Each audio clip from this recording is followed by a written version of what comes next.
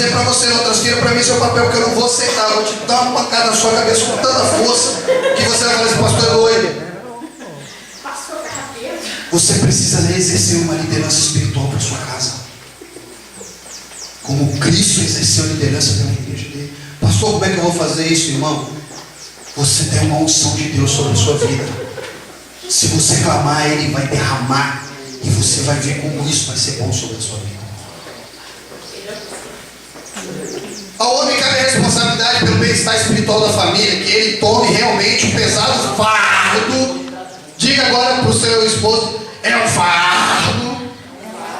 É um fardo, irmãos. Oh. Irmãos, fardo é uma coisa que está pesada.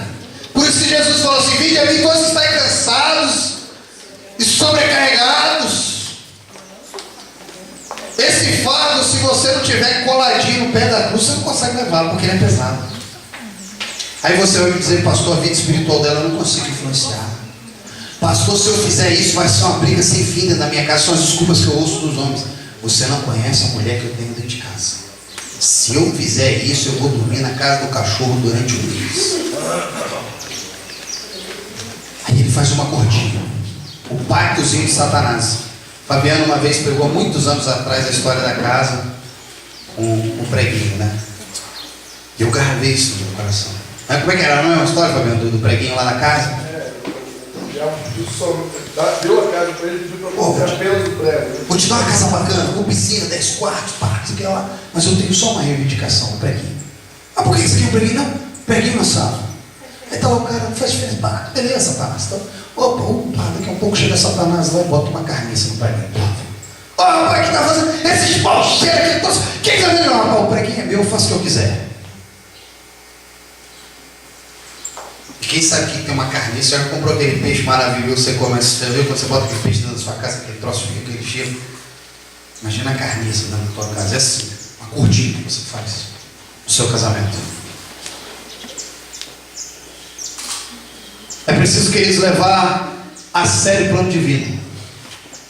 Um homem que leva a sério o seu papel dentro do plano de vida para a família não fica indiferente ao relacionamento da sua esposa com Cristo.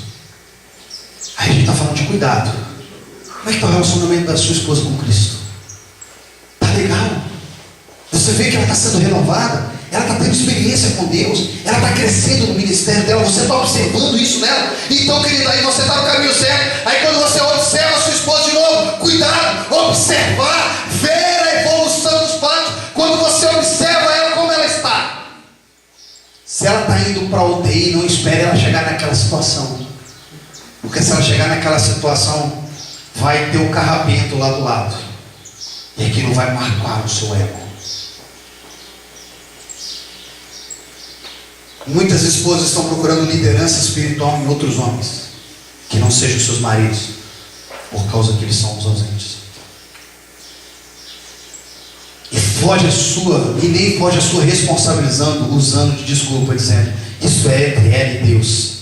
Ele reconhece que a sua missão sob a direção do Senhor é ser o cabeça espiritual da sua casa.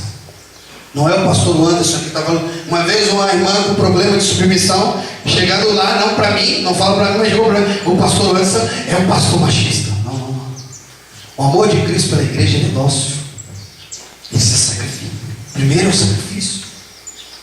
Porque ela tinha problema com submissão, ela tinha problema de aceitar o papel dela, e ela achava que eu era um marido, que eu era um pastor machista. Ela achava que eu ia voltar para os anos 40 dizendo, olha mulher, você não pode falar nada. Mas aqui eu estou falando de Jesus como seus discípulos. Jesus, antes de chegar lá, para aquele momento, ele fala para os seus discípulos, fica aqui que eu vou orar. E ele estava orando, quando ele volta, enquanto os discípulos dormiram, fala, persevere, volta. Mas Jesus não, mesmo seus discípulos dormindo ali, abandonando Jesus, não deixou o seu papel.